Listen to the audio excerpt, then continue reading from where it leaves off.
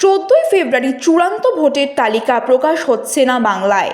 SIR প্রক্রিয়ায় মেয়াদ আরও এক সপ্তাহ বাড়াল সুপ্রিম কোর্ট। সোমবার মামলার শুনানিতে দেশের সর্বোচ্চ আদালত জানায়, স্ক্রুটিনি, আপত্তি এবং আবেদনের জন্য আরও সময় প্রয়োজন। ফলে আরও এক সপ্তাহ ধরে চলবে এসআইআর সংক্রান্ত শুনানি এবং যাচাই প্রক্রিয়া।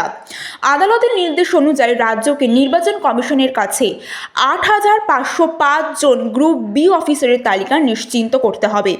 মঙ্গলবার বিকেল ৫টার মধ্যে সংশ্লিষ্ট ডিইও বা ইআরও এর কাছে রিপোর্ট করে দায়িত্ব গ্রহণ করতে হবে ওই অফিসারদের।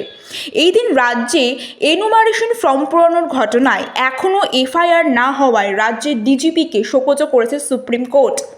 কারণ জানিয়ে হলফনামা জমা দেবার নির্দেশ দেওয়া হয়েছে। এসআইআর শুনানিতে মাইক্রো অবজারভারদের ভূমিকা নিয়েও বিতর্ক ওঠে। রাজ্য সরকারের অভিযোগ, তাদের হাতে অতিরিক্ত ক্ষমতা দেওয়া হচ্ছে, যদিও নির্বাচন কমিশন স্পষ্ট করেছে সিদ্ধান্ত নেওয়ার চূড়ান্ত ক্ষমতা শুধুমাত্র ইআরও এর হাতেই থাকবে।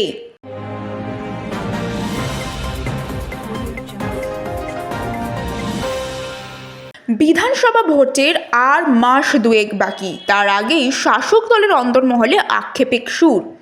বোলপুরে ভোট প্রচারে গিয়ে বিশ্বাসঘাতকতা নিয়ে খোলাখুলি কথা বললেন রাজ্যের মন্ত্রী এবং বোলপুরের বিধায়ক চন্দ্রনাথ সিনহা।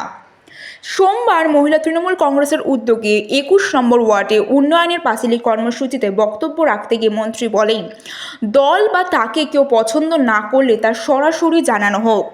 ভোটে হারাতে হলে আগেই বলার অনুরোধ করেন তিনি। না বলে ভোটে হারানোকে বিশ্বাসঘাতকতা বলেই উল্লেখ করেন চন্দ্রনাথ সিনহা। তিনি আরও জানান, নিজেদের ওয়ার্ডে পিছিয়ে পড়ার কারণে তাকে ও দলের অন্য নেতাদের কলকাতার বৈঠকে কটাক্ষের মুখে পড়তে হয়। কর্মীদের উদ্দেশ্যে তার বার্তা, ওয়ার্ড ভিত্তিক লিড বাড়িয়ে জয়ের ব্যবধান নিশ্চিত করতে হবে।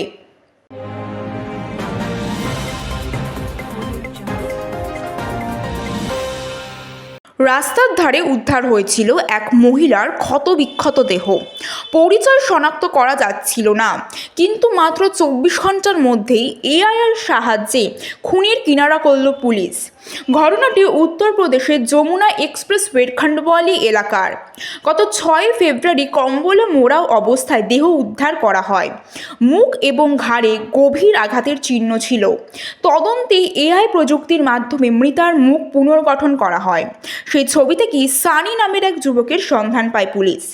জেরায় অভিযুক্ত খুনের কথা স্বীকার করেছে বলে পুলিশের দাবি। একত্রবাসের সম্পর্ক ভাঙতে চাওয়ায় খুনের কারণ বলে জানিয়েছে পুলিশ।